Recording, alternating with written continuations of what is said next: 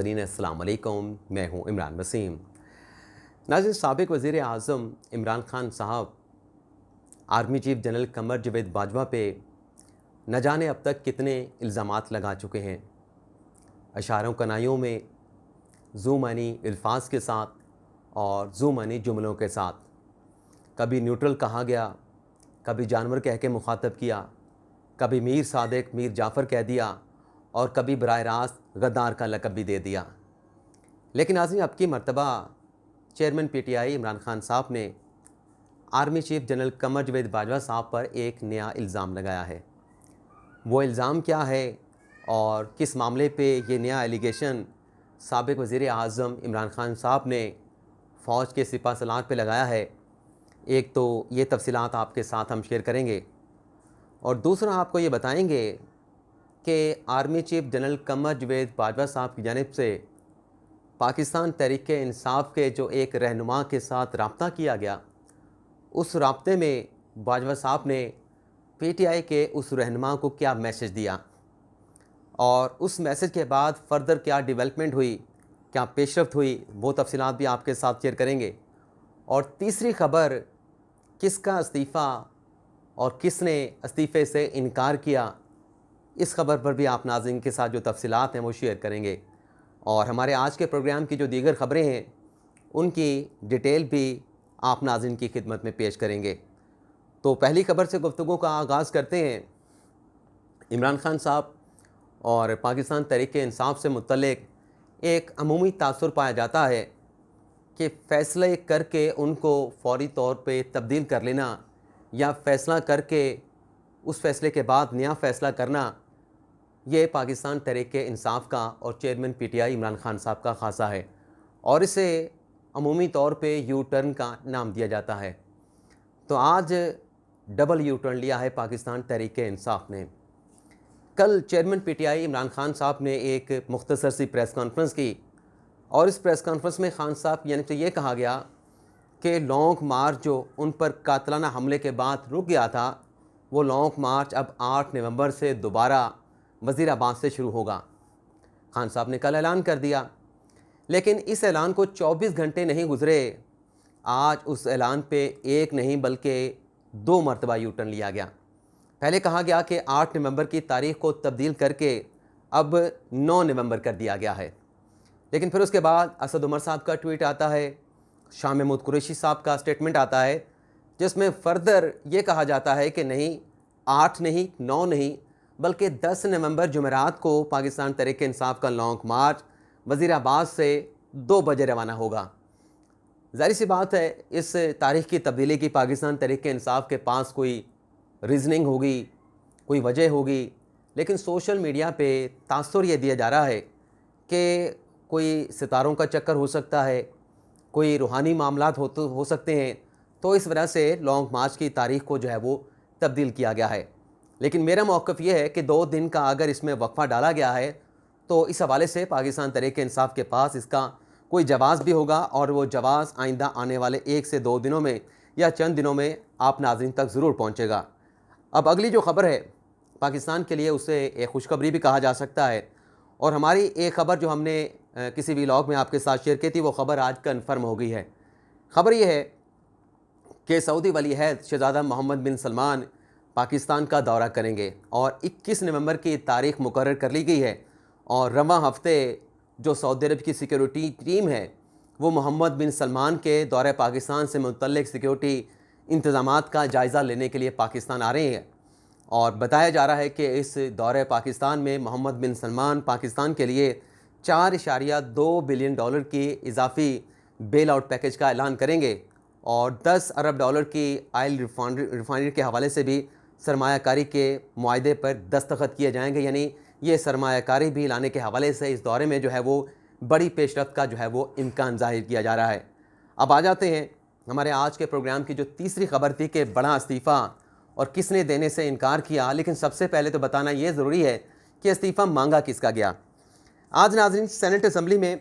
पाकिस्तान तहरीक-ए-इंसाफ़ की पार्लिमानी जमात और इसके साथ साथ सेनेट असम्बली में जो दीगर अपोजिशन जमातों की पार्लिमानी पार्टी है, इनका एक मुश्तरका इजलास हुआ। इस इजलास में जो आज़म समाती साहब के साथ गैर इंसानी सलूक हुआ, गैर इखलाकी सलूक हुआ, उसकी भरपूर मज़म्मत की गई। और इसी इजलास में जो चेयरमैन सेनेट सादिक संजरानी साहब ने आज़म सवाती के मामले पर एक 14 रुकनी पार्लिमानी कमेटी तश्कील दी थी, उसको रद्द कर दिया गया, उसको मुस्तरद कर दिया गया। और साथ में आज़म सवाती साहब के इस्तीफ़े का मुतालबा भी कर दिया गया कि आज़म सवाती साहब के मामले पे वो सेनेट के रुकन हैं, सेनेटर हैं, तो उनके मामले के ऊपर जो किरदार, जो कंडक्ट चेयरमैन सेनेट का होना चाहिए था, वो किरदार चेयरमैन सेनेट साहब अदा करने में नाकाम रहे, तो लिहाजा उन्हें अपने ओहदे से इस्तीफ़ा दे देना चाहिए, उन्हें अपने ओहदे से मुस्तफ़ी होकर अलग हो जाना चाहिए। तो ये मुतालबा पाकिस्तान तहरीक-ए-इंसाफ और सेनेट में मौजूद दीगर अपोजिशन जमातों की जानिब से मुश्तरका तौर पर किया गया। लेकिन इस इस्तीफ़े से पहले आपको ये भी बता दें कि जब मार्च 2021 में चेयरमैन सेनेट का इलेक्शन हुआ था, तो हमने जो आंखों देखा अहवाल है मेरा, वो आपके साथ में शेयर करने जा रहा हूँ कि जब सेनेट का इलेक्शन हुआ और सादिक संजरानी साहब जीते और यूसुफ रज़ा गिलानी उनके मुकाबले में हार गए, तो सबसे ज़्यादा खुशी जिस शख्स को हुई थी, जिसने सबसे पहले मेरे ख्याल से खुशी से अपनी सीट के ऊपर छलांग लगाई थी और डेस्क को बड़ी ज़ोर के साथ बजाया था, वो आज़म सवाती साहब थे। तो आज आज़म सवाती साहब के मामले के ऊपर ही सेनेट के अपोजिशन के अरकान ने, PTI के अरकान ने सादिक संजरानी साहब के इस्तीफ़े का मुतालबा किया। लेकिन इस डेवलपमेंट के कुछ ही देर के बाद, 1-2 घंटों के बाद, जो बाप पार्टी है जिससे ताल्लुक़ है सादिक संजरानी साहब का, उन्होंने पाकिस्तान तहरीक-ए-इंसाफ और अपोजिशन की दीगर सियासी जमातों का ये मुतालबा ये कह के मुस्तरद कर दिया कि जब असद कैसर साहब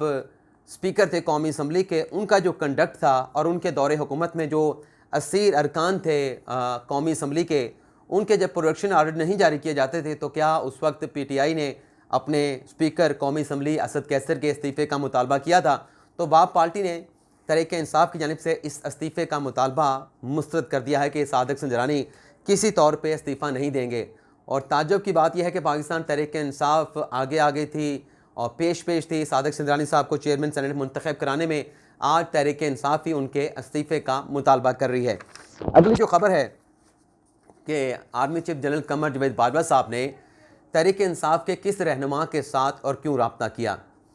तो ये रब्ता एक मैसेंजर के ज़रिए हुआ, एक पैगाम रसा के ज़रिए या मुश्तरका दोस्त के ज़रिए हुआ, और ये पैगाम भेजा गया army chief general Qamar Javed Bajwa साहब की जानिब से पाकिस्तान तहरीक-ए-इंसाफ के सीनियर रहनुमा सेनेटर आज़म सवाती साहब को। और ये ख़बर आज़म सवाती साहब ने आज ख़ुद सुप्रीम कोर्ट रिपोर्टर के साथ शेयर की। आज़म सवाती साहब आज सुप्रीम कोर्ट आए हुए थे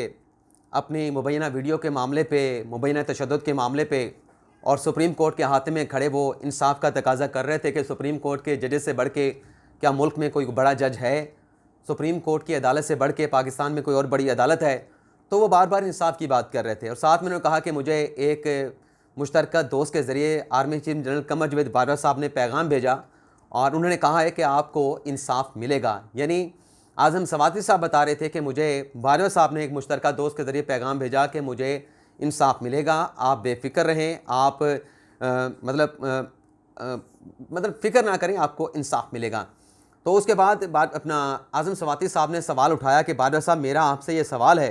कि आपने दोस्त के ज़रिए पैगाम तो भेजा, आपका बहुत शुक्रिया, लेकिन मुझे इंसाफ कब मिलेगा? ये इंसाफ जो मुझे चाहिए, आज चाहिए, कल चाहिए, इंसाफ मुझे कितने दिनों में मिलेगा, कब मिलेगा? ये मेरा सवाल है।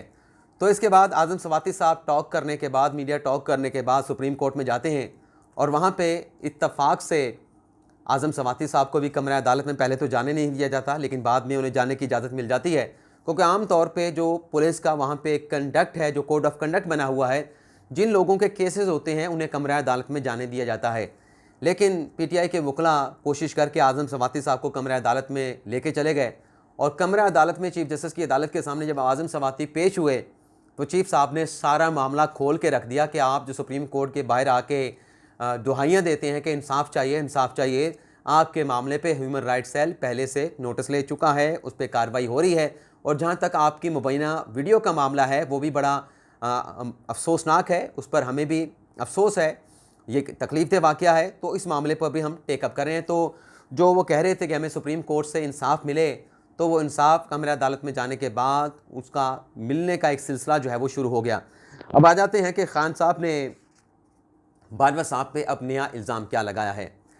नाज़रीन, आज दो खतूत की शहर इक़्तिदार में बाज़गश्त थी।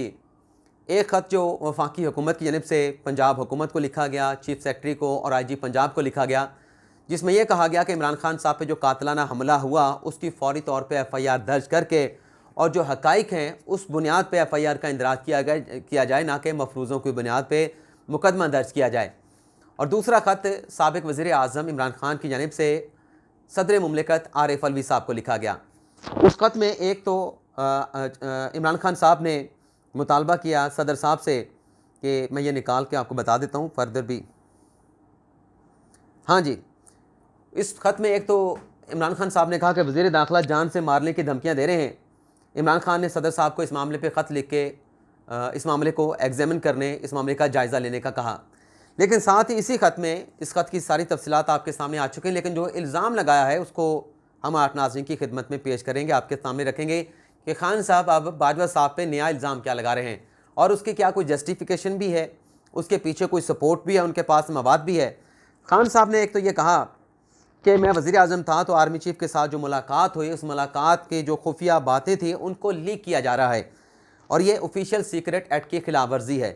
खान साहब ने यह सवाल उठाया कि वज़ीर आज़म होते हुए बाजवा साहब के साथ मेरी जो गुफ्तगू हुई इसको कौन लीक कर रहा है। सदर साहब, आज आप इस मामले का जायज़ा लें। अब ये किस बात को लीक करने की बात करें? जो DG ISI lieutenant general Nadeem Anjum साहब ने कहा था कि जिस सिपा सलार को खान साहब दिन के जलसों में गद्दार कहते हैं, मीर जाफ़र कहते हैं, मीर सादक कहते हैं, न्यूट्रल कहते हैं, जानवर कहते हैं, बलाबला कहते हैं, रात के अंधेरों में उसी आर्मी चीफ़ के जाके पाँव पकड़ते हैं और उसे लामहदूद एक्सटेंशन देने की बात भी करते हैं। और उन्होंने एक वाक़े का हवाला भी दिया था DG ISI साहब ने कि मार्च में जब इमरान खान साहब के खिलाफ अदम एतमाद की तहरीक आ चुकी थी, तो मार्च में इमरान खान साहब ने जिस सिपहसालार को वो न्यूट्रल कहते हैं, जानवर कहते हैं, उसको एक्सटेंशन दी थी, एक्सटेंशन की ऑफ़र की थी कि मेरे खिलाफ अदम एतमाद की तहरीक को नाकाम बनाएं, मैं आपको एक्सटेंशन देता हूं। और इस बात का एतराफ़ खान साहब ने खुद भी किया था कि मैंने एक्सटेंशन की ऑफ़र की थी, लेकिन इस तरीके से नहीं, मैंने इस तरीके से की थी। यानी वो भी ऑफ़र की जो खान साहब ने बात की, वो दरअसल बाजवा साहब को एक बिकाऊ माल जो है वो समझ रहे थे कि आपको अगर अपोजिशन ने एक्सटेंशन की ऑफ़र की है तो मैं आपको एक्सटेंशन दे देता हूँ। यानी एक वो काबिल फ़रोख्त चीज़ नहीं होती, इस तरह की बात खान साहब बाजवा साहब से मुतल्लिक़ कर रहे थे। और फिर दूसरी बात उस ख़त में खान साहब ने कही कि DG ISPR और DG ISI ने प्रेस कॉन्फ्रेंस की, उसमें नेशनल सिक्योरिटी कमेटी का जो एलामिया था उसको झुटलाया गया। तो खान साहब ने यह कहा कि इस प्रेस कॉन्फ्रेंस के ज़रिए दोनों DGs ने, ख़ास तौर पर DG ISPR ने एक झूठा बयानिया तराशने की कोशिश की, एक झूठा बयानिया बनाने की कोशिश की। अब जो DG ISPR साहब हैं, बाबर इफ्तिखार साहब, वो अपनी मर्ज़ी से एक लफ्ज़ भी नहीं कह सकते, क्योंकि DG ISPR जो होता है वो पाक फ़ौज आर्मी चीफ़ का तर्जुमान होता है। तो उस दिन जो प्रेस कॉन्फ्रेंस हुई, खान साहब जो बेबुनियाद किस्म के इल्ज़ामात लगाते रहे, उन सवालों का, उन इल्ज़ामात का जवाब दिया गया। तो कोई सियासी प्रेस कॉन्फ्रेंस नहीं थी, लेकिन खान साहब कहते हैं कि सियासी प्रेस कॉन्फ्रेंस की गई। DG ISPR ने सियासी प्रेस कॉन्फ्रेंस की और उसमें एक नैरेटिव बनाने की कोशिश की। तो नैरेटिव तो आपने बनाया साइफ़र के मामले के ऊपर, आपने सिपा सलार को न्यूट्रल कहा, जानवर कहा। तो सियासी जो आप बयानियाँ बनाने की कोशिश कर रहे थे, इदारों के सरबराह को मुर्द इल्ज़ाम ठहरा के, उनका जवाब उस प्रेस कॉन्फ्रेंस में दिया गया। तो उसे सियासी प्रेस कॉन्फ्रेंस कैसे कहा जा सकता है? तो ये खान साहब ने एक नया इल्ज़ाम बाजवा साहब पे लगाया कि जो झूठिया बयानियाँ तराशने की कोशिश की गई उस प्रेस कॉन्फ्रेंस के ज़रिए, DG ISPR के ज़रिए, DG ISI के ज़रिए, दरअसल ये इल्ज़ाम जो है वो ना DG ISI पे लगाया, ना DG ISPR पे लगाया, बल्कि ये इल्ज़ाम बराह रास्त इमरान खान साहब ने सिपा Salaar army chief general Qamar Javed Bajwa साहब पे लगाया है। तो इस वक्त जो मुल्क में सियासत की सूरत हाल है, जो अनसर्टेनिटी है, जो बेयकीनी की कैफियत है, इस हालात के अंदर कल कोर कमांडर कॉन्फ्रेंस का इजलास होने जा रहा है और कल के इस इजलास में मुल्क की सियासी सिक्योरिटी की सूरत हाल पर गौर होगा और एलामिया जो जारी होगा, एलामिया के हवाले के अलावा जो अंदरूनी कहानी सामने आएगी वो एक बहुत बड़ी खबर होगी। तो फ़िलहाल आपसे इजाज़त चाहते हैं। अल्लाह ताला हम सब का हामी नासिर और अपनी ढेर सारी दुआओं में याद रखिएगा। अल्लाह हाफ़िज़।